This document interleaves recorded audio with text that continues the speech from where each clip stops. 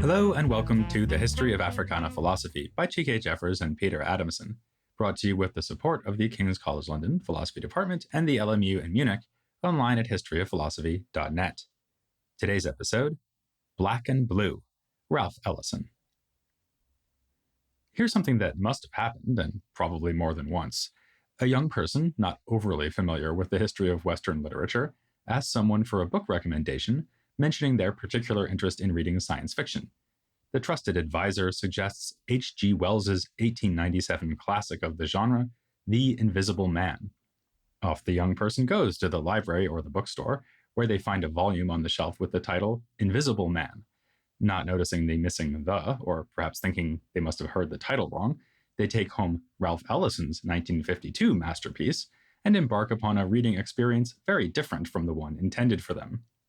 Ellison's Invisible Man is, of course, not a work of science fiction, but rather one of the most ambitious and compelling attempts in the history of creative literature to capture the meaning of being black. The confusion would become clear no later than the book's opening paragraph. I am an invisible man, it begins, but then continues, no, I am not a spook like those who haunted Edgar Allan Poe, nor am I one of your Hollywood movie ectoplasms.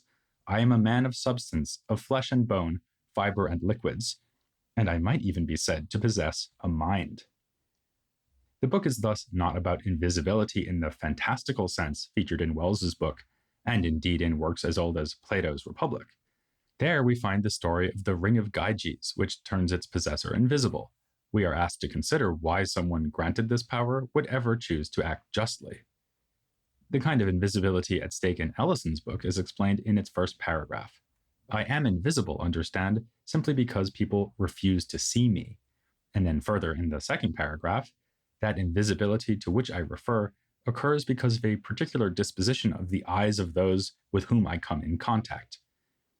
The invisibility described here is thus a matter of a failure to see on the part of others, rather than any trick or deception on the part of the invisible person. We therefore have in Ellison's book another vision-based metaphor for American racism, like the one Du Bois gave us with his famous metaphor of the veil. As Ellison notes, though, the invisibility that comes with being black may be similar to that conferred by the Ring of Gyges.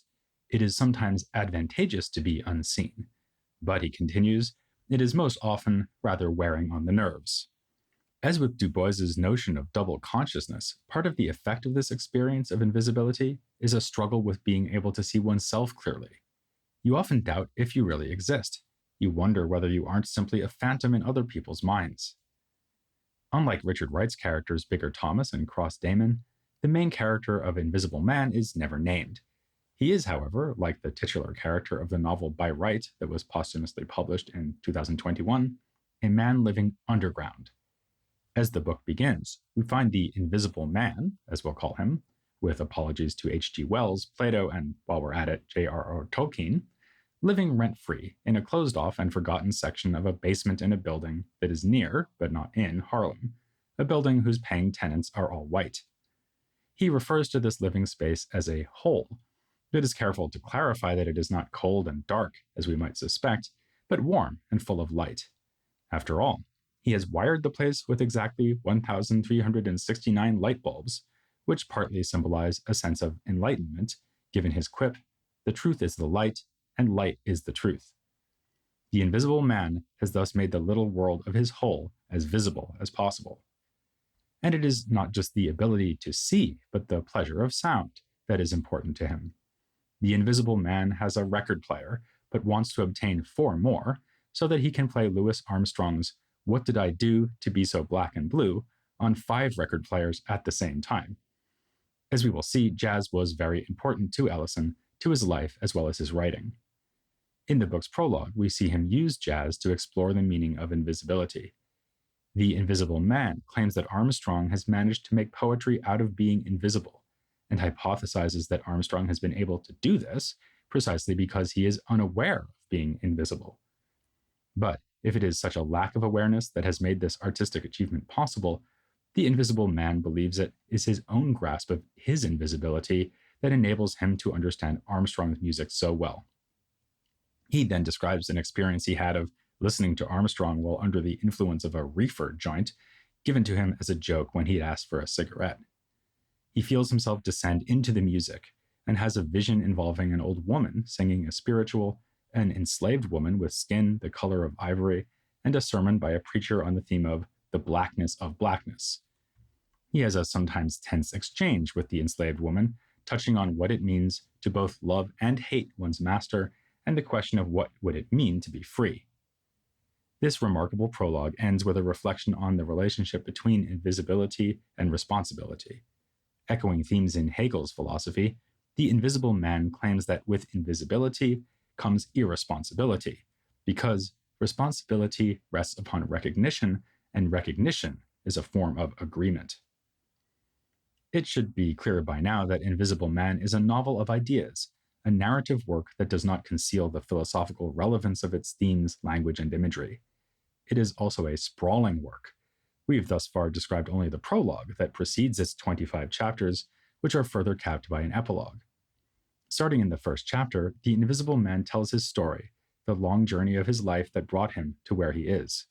It is, on the one hand, a strange and varied series of mishaps, but also, significantly, for our purposes, a tour through the intellectual currents shaping African American life and thought in the 20th century. Booker T. Washington is a major presence early on. Some of the early invocations of Washington emerge within one of the book's darkest and most jarring presentations of racism. The Invisible Man graduates from high school in his southern hometown, and given the success of his graduation day address, he's invited to speak at a gathering of the town's leading white citizens. As it turns out, the powerful white men at this gathering want some entertainment first. That turns out to be a battle royale, in which the Invisible Man and 9 of his schoolmates must fight each other blindfolded until one or none is left standing. Later, after this brutal and humiliating spectacle, the Invisible Man is called on to give his speech. Speaking while blood wells up in his mouth, he quotes directly from Washington's Atlanta Exposition address. One cannot help but see a rebuke of the accommodationist values of the address in this disturbing moment. Washington remains important, however, as the Invisible Man goes off to study at a black state college, supported by a scholarship given to him after his speech. On the campus of this college stands a statue of its founder lifting a veil off of a kneeling slave. The statue described here is nearly identical to a monument to Washington erected on the campus of Tuskegee in 1922. Entitled Lifting the Veil of Ignorance, this statue would have been very familiar to Ellison given his time studying at Tuskegee from 1933 to 1936. It's therefore logical to see more criticism of Washington in the Invisible Man's claim that, as he thinks back on the statue, he is puzzled, unable to decide whether the veil is really being lifted or lowered more firmly. The only complication in identifying the unnamed founder of this unnamed fictional college with Washington is that by this point in the book, Washington has already been mentioned and discussed by name. There's even a passage later on in which the Invisible Man responds to someone who tells him that he could be the next Booker T. Washington by saying that he thinks of the founder as greater than Washington.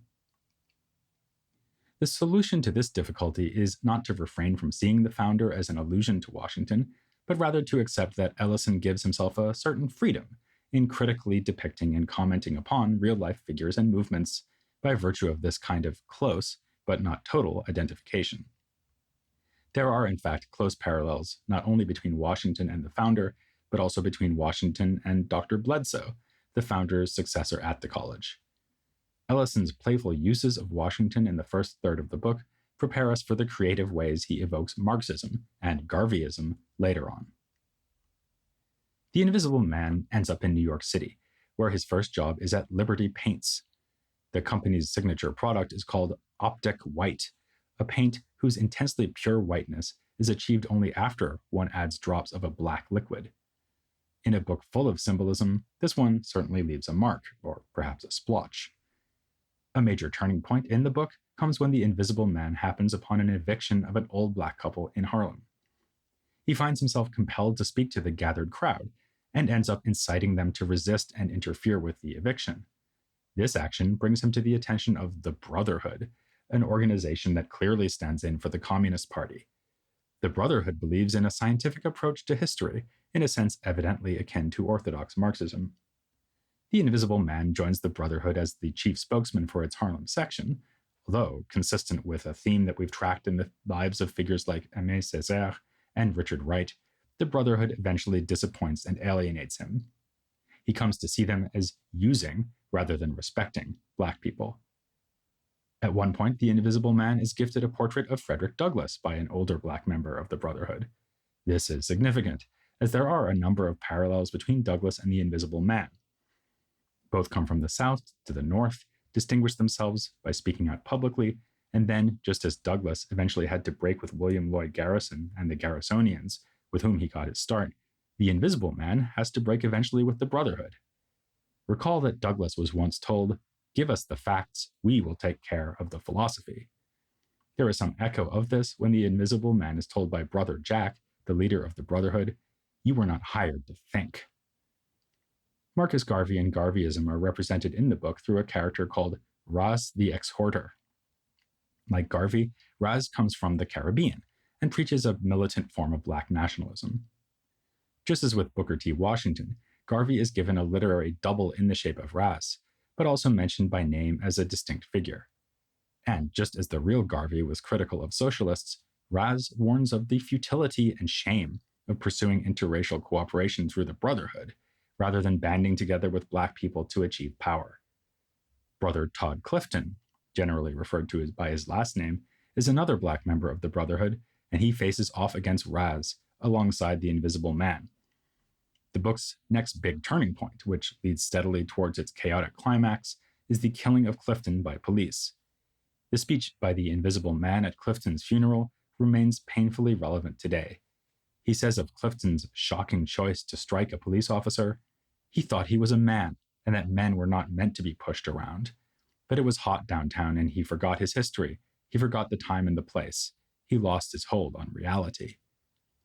Of the police officer who killed Clifton, he says, "He was a cop, a good citizen, but this cop had an itching finger and an eager ear for a word that rhymed with trigger, and when Clifton fell, he had found it." Criticism of this speech and the organizing of the funeral, as failures of party discipline, does much to lay the groundwork for the Invisible Man's break with the Brotherhood.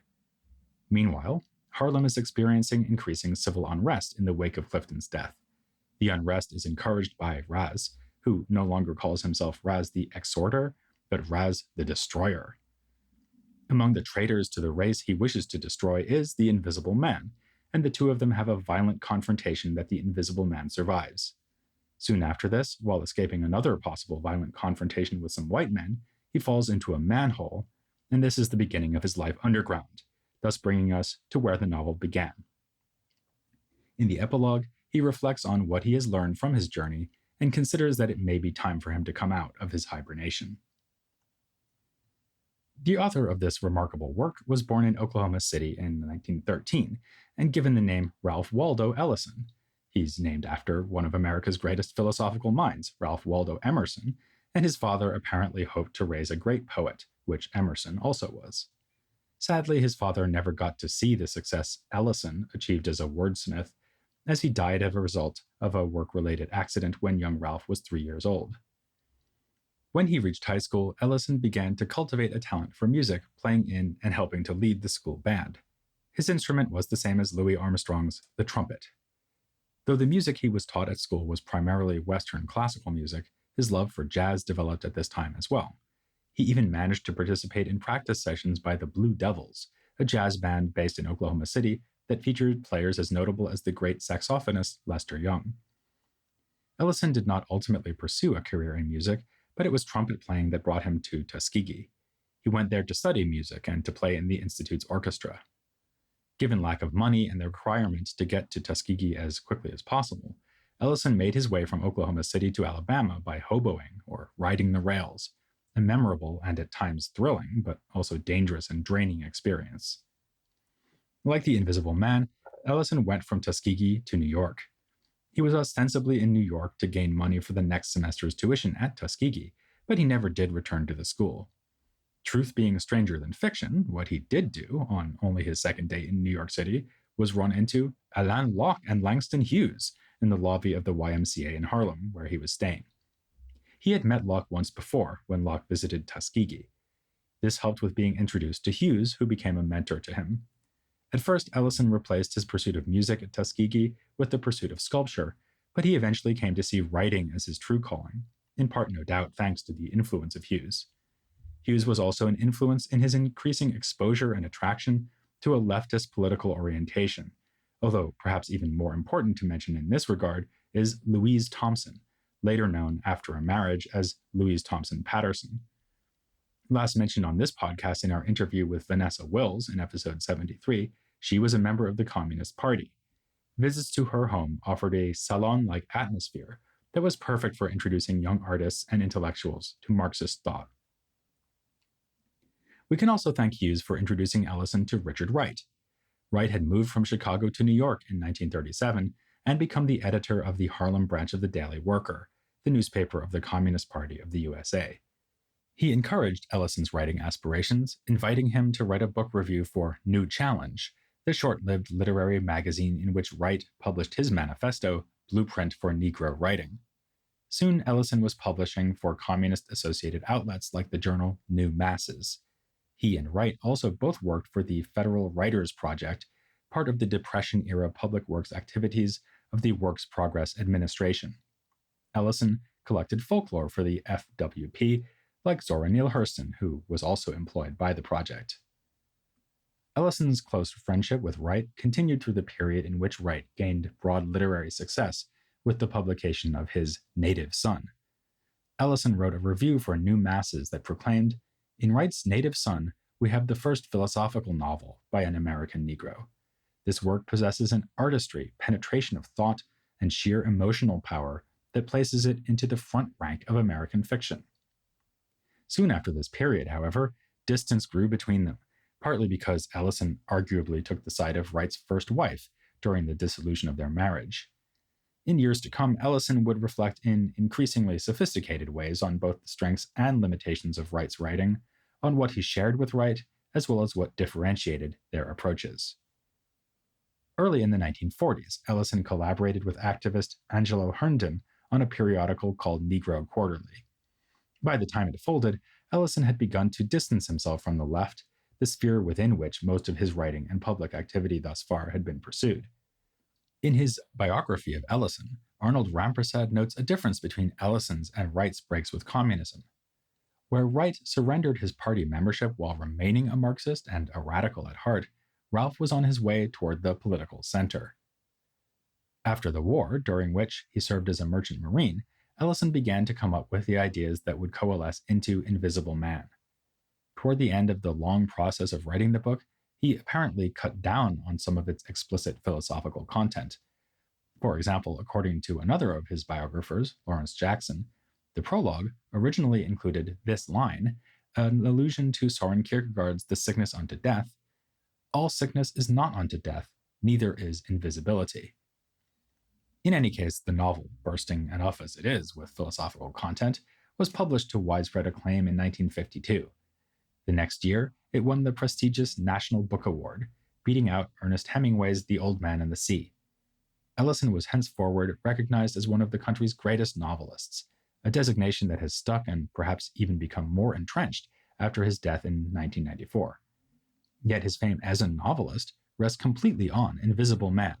He never produced another long work of fiction during the course of the 4 decades of his life after its publication.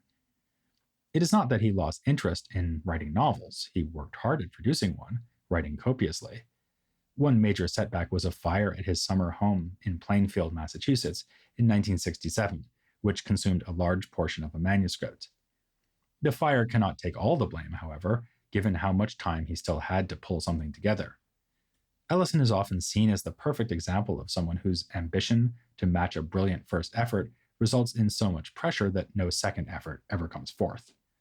A novel entitled Juneteenth was published in 1999, compiled by his literary executor out of the huge amounts of material he left behind. We can, of course, only speculate about whether that book is anything like what he would have wanted to put out. If those who love creative writing are disappointed that all we got from Ellison was this one book, Invisible Man, there's much less reason to be disappointed in his output as a writer for the purposes of this podcast. Ellison not only wrote but published a large output of nonfiction over the course of his life, before and after Invisible Man, making him one of the most celebrated essayists in the history of African American literature. He published two superb collections of his essays, Shadow and Act in 1964, and Going to the Territory in 1986, which, no less than Invisible Man, reward philosophical attention. In the introduction to Shadow and Act, Ellison notes that the essays collected in that volume concern three general themes: literature and folklore, Negro musical expression, especially jazz and the blues, and the complex relationship between the Negro American subculture and North American culture as a whole. All three themes come together in his 1964 review of Blues People, a book by Leroy Jones, or as he would not too long thereafter become known, Amiri Baraka. It is a book about Black music in America, one which assumes that to examine this music will reveal something about the essential nature of the Negro's existence in this country. Ellison respects it as a personal vision, as an earnest young man's attempt to come to grips with his predicament as a Negro American during a most turbulent period of our history. He is sharply critical of it, however, as a theory of American Negro culture. For Ellison, it exemplifies the folly of trying to understand this culture while ignoring the intricate networks of connections which bind Negroes to the larger society. We have here a major theme in Ellison's thought, the fundamental Americanness of African Americans. While never seeking to deny the existence of various forms of social, political, and economic oppression, Ellison regularly locates an almost total freedom on the level of culture that places African Americans at the center of an evolving and thoroughly pluralistic American identity. With respect to music, he writes, from the days of their introduction into the colonies, Negroes have taken, with the ruthlessness of those without articulate investments in cultural styles, whatever they could of European music, making of it that which would, when blended with the cultural tendencies inherited from Africa, express their own sense of life while rejecting the rest. The flip side to this theme is, while something of a logical consequence, arguably a bolder and more surprising notion, the blackness of white America. This is, of course, part of what is expressed by the symbol of those black drops making white paint in Invisible Man.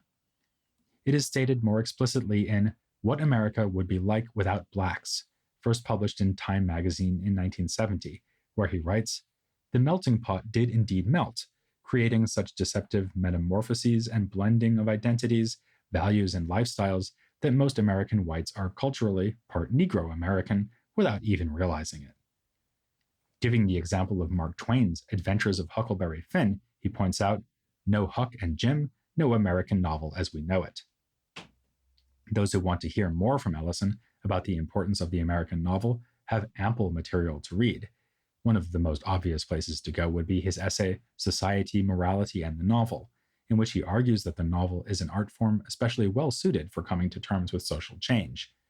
Given how much social change characterizes the development of American life, if there'd been no such thing as the novel before America became conscious of itself as a nation, Americans would have had to invent it. We will close, however, with a brief look at perhaps his most famous essay on writing, The World and the Jug. It was written in response to an essay by literary critic Irving Howe, Black Boys and Native Sons, which Ellison viewed as a kind of tribute to Wright, one that privileged Wright's militancy over the fiction of James Baldwin and Ellison himself, and inaccurately depicted African Americans as profoundly unfree. Ellison writes, Howe seems to see segregation as an opaque steel jug with the Negroes inside waiting for some black messiah to come along and blow the cork. What this gets wrong, he argues, is that if we are in a jug, it is transparent, not opaque, and one is allowed not only to see outside, but to read what is going on out there and to make identifications as to values and human quality. The imagination is free even if the body is not, which has implications for what it means to be an African American writer. Perhaps most provocatively, Ellison argues near the essay's end that artists may not be able to choose their relatives, but they can choose their ancestors. Wright and Hughes, according to Ellison, were his relatives. By contrast, he designates Hemingway T.S. Eliot, Andrei Malraux, Fyodor Dostoevsky, and William Faulkner as ancestors. He claims to have taken more inspiration from Hemingway than from Wright because Hemingway wrote in a way that showed appreciation for various things in life that Wright seemed to miss. In fact, Ellison claims that Hemingway's writing was imbued with a spirit beyond the tragic, with which I could feel at home, for it was very close to the feeling of the blues, which are perhaps as close as Americans can come to expressing the spirit of tragedy. For Ellison, then, being black and blue, as Armstrong captured it, is not something that stands in the way of connecting to the works of great white authors. If you think about the political developments that are coming in 1960s America, you might be able to predict that this stance would become controversial. In that decade, Ellison would find himself at odds with militant students who envisioned Black identity as more separate from white Americanness than he would ever be willing to admit. It would also be a difficult period for the subject of our next episode, whom we've just mentioned as the other villain in Howe's essay, as contrasted to the more militant right.